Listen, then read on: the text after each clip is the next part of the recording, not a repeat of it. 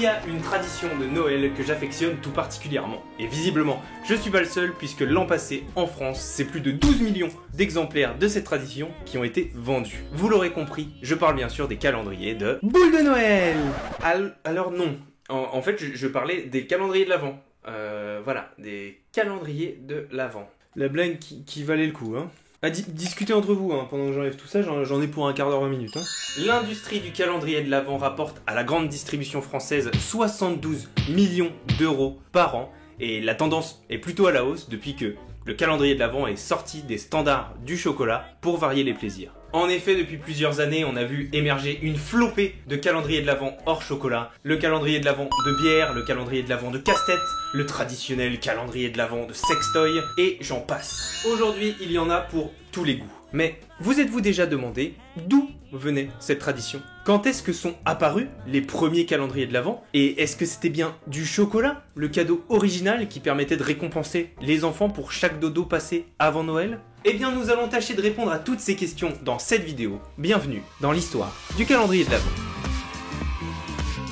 Commençons déjà par le terme l'Avent, qui vient du latin adventus et qui signifie arriver. Tu avais vraiment besoin de parler du latin? Non mais faut que tu prennes conscience que t'as endormi tout le monde là. Et oui, parce que l'arrivée ou encore l'avènement, c'est la période qui correspond aux dernières semaines avant l'arrivée de Jésus-Christ, ou plus familièrement appelé Noël. C'est le pape Grégoire. Toi, plus moi, plus le... Ouais, c'est bon, ça je connais, tu m'as réveillé, c'est bon. Je disais donc que c'est le pape Grégoire qui a lancé le concept au 6e siècle, mais il va falloir encore attendre très longtemps avant l'arrivée des calendriers de l'Avent. Et quand je dis longtemps, c'est vraiment longtemps. On va devoir attendre 1200 ans avant de pouvoir continuer la vidéo.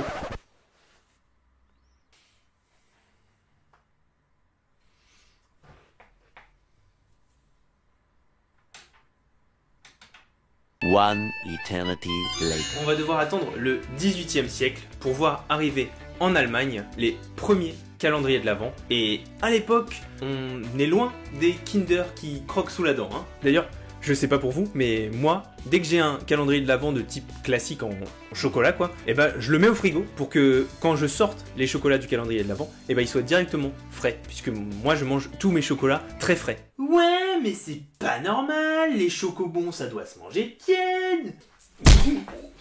Ok, on les mangera frais. Frais, c'est très bien aussi.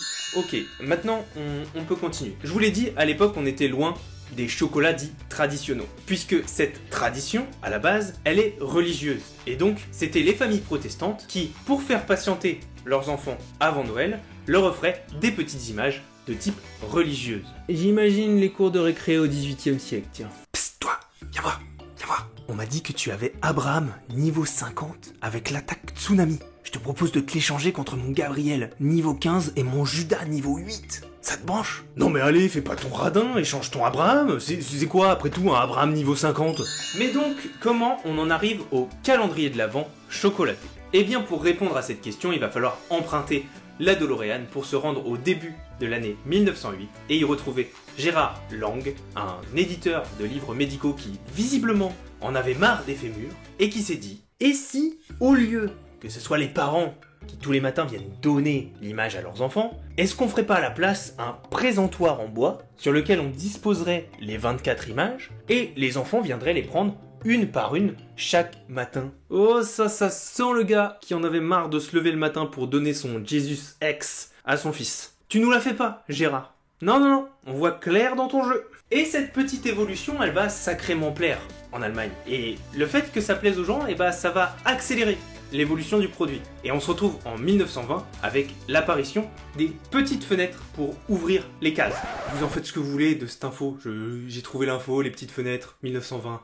Vous en faites ce que vous voulez. Et on va passer à la suite. Et puis en 1920, ils se disent aussi que les images religieuses, c'est bien, mais c'est pas assez vendeur. Et donc ils vont remplacer les images religieuses par des figurines religieuses. Toujours.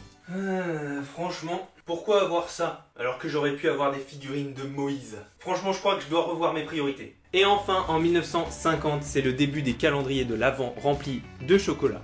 Et c'est cette version du concept qui va lui permettre de s'exporter, d'abord dans les pays voisins de l'Allemagne, mais ensuite partout en Europe pour enfin devenir une tradition mondiale. Et avant de conclure, je vous ai trouvé 2 fun facts intéressants sur le calendrier de l'Avent. Dans la tradition originale, l'Avent commence officiellement 4 dimanches avant Noël, ce qui fait que ça tombe rarement un 1er décembre. Par exemple, cette année, Noël tombe un samedi, et donc si on remonte 4 dimanches en arrière, l'Avent commence officiellement le 28 décembre. Donc ce que t'es en train de dire, c'est qu'on s'est fait carotte 3 chocolats.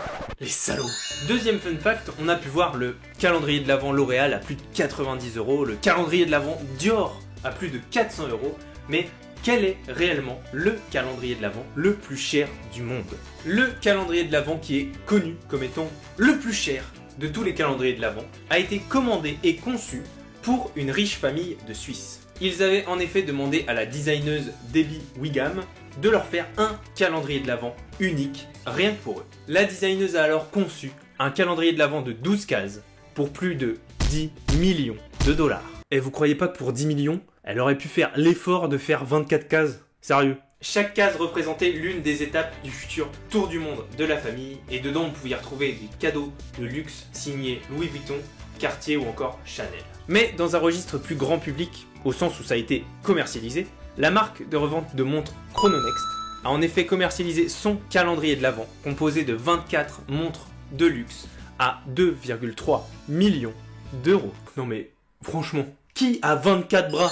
Je vous remercie d'avoir suivi cette vidéo spéciale Noël. Et d'ailleurs, si vous êtes resté jusqu'au bout, c'est que vous aimez ce genre de vidéos qui vous permettent de sortir des anecdotes en soirée mondaine. Et ça tombe très bien, puisque sur cette chaîne, j'ai notamment toute une série de vidéos sur l'histoire des grandes entreprises qui sont bourrées d'anecdotes qui vous permettent de briller en société. J'ai notamment parlé de l'histoire de Marvel juste ici, mais aussi de l'histoire de Mars juste là. Donc n'hésitez pas à aller regarder le reste de mes vidéos, à liker cette vidéo si elle vous a plu, à partager la vidéo pour que d'autres gens puissent découvrir l'histoire des calendriers de l'Avent. Et enfin, vous pouvez aussi vous abonner à cette chaîne pour ne rater aucune des autres vidéos, et ça me ferait un sacré beau cadeau de Noël. Voilà, j'ai fait mon blabla de youtubeur classique, je peux donc couper mes enregistrements, et je vous dis excellente journée, excellente soirée selon l'heure à laquelle vous regardez cette vidéo, et je vous dis cordialement et joyeux Noël. C'est le mec qui souhaite joyeux Noël alors qu'il sort pas du tout la vidéo le jour de Noël. En même temps, une vidéo sur le calendrier de l'Avent qui sort avant Noël? Mais ça prend tout sens en fait, t'es pas complètement con!